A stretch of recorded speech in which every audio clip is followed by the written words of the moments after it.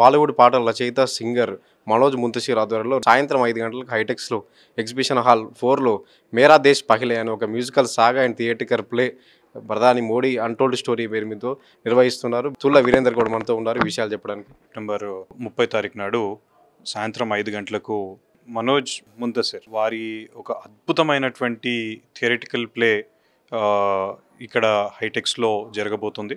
ఇది ముఖ్యంగా ఈ థీమ్ వచ్చేసి నరేంద్ర మోడీ గారి జీవిత చరిత్ర గురించి ఈ థీమ్ మీద ఇది చేయడం జరుగుతుంది, ఈ ప్లే చేయడం జరుగుతుంది. ఇది రాజకీయాలకు సంబంధం లేదు.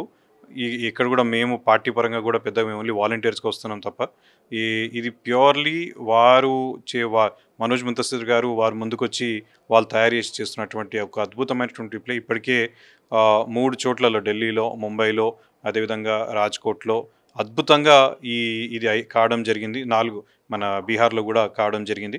అసలు అది అటెండ్ అయినటువంటి వాళ్ళు అసలు ఒక వ్యక్తి తన జీవితము ఏ రకంగా కష్టాలు అనుభవించినా కానీ ఎప్పుడు కూడా వెనక్కి తగ్గకుండా దేశం కోసము సంకల్పంతోని మనం ఉండి ముందుకు వెళ్తే ఎక్కడ దాకా చేరొచ్చు అని చెప్పి చూపించేటువంటి షో ఈ మేరా దేశ్ పహలే అనేటువంటిది.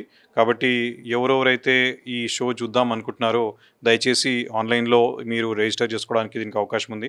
రాజకీయంగా మేము ఎవరూ దీనికి సంబంధం లేదు కాబట్టి ఎంతమందికి పాసెస్ ఉంటే వాళ్ళు ఇక్కడికి వచ్చి ఈ షో చూడవచ్చు. కాబట్టి దయచేసి ఆన్లైన్లో రిజిస్టర్ చేసుకొని ఈ పాసెస్ తీసుకొని వచ్చి చూడాలని చెప్పి మేము విజ్ఞప్తి చేస్తూ ఉన్నాం. ఇది ఒక మంచి అవకాశం మన హైదరాబాద్లో మన దగ్గర కావడం అనేది మన అదృష్టం.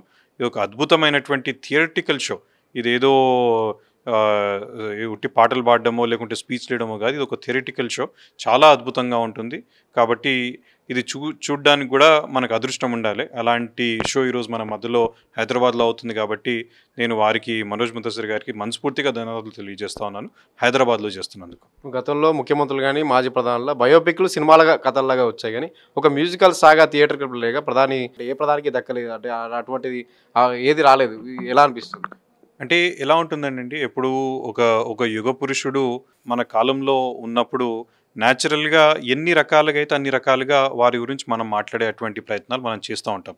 గతంలో మనం చూసాం ఎప్పుడు కూడా ఒక వ్యక్తి గురించి మనం ముందుకు తీసుకెళ్ళడానికి వివిధ రకాలుగా ఊర్లలో బుర్రకథలు వింటాము, లేకుంటే ఇంకో దగ్గర సంగీతాలలో వారి గురించి మనం వింటాము. ఈ రకంగా గతంలో కొన్ని రకాలమైనటువంటి పరిస్థితులు ఉంటుండే. అప్పుడు మనకి న్యూస్ పేపర్లే ఇది లేదు, ఆ రకంగా ఉంటుండే.